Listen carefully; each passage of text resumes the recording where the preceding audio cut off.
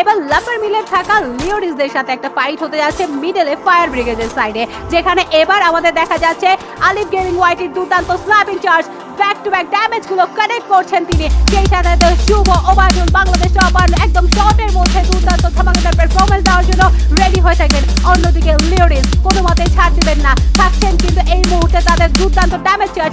একদিকে আরিফ এক্স এর মতো একজন তুখর লেভেলের স্ন্যাপার অ্যাথলিট, অন্যদিকে দুর্দান্ত লেভেলের সেই তুখর স্ন্যাপার অ্যাথলিট আলিফ গেমিং ওয়াইটি। এবার দেখার পালা দুজন এগেইনস্টে যখন ফাইটটা নেবেন ঠিক কাকে আগে নকটা করতে হবে।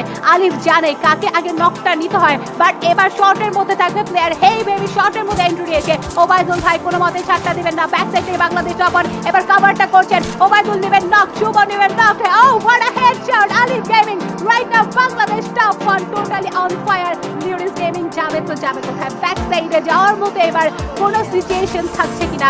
সোলো প্লেয়ার, সোলো সার্ভাইভার, কোনো মতেই তাকে এখান থেকে যেতে দেওয়া যাবে না। জয় ভাই সেই ফার্স্টে ডাবল ভেক্টর ইউজার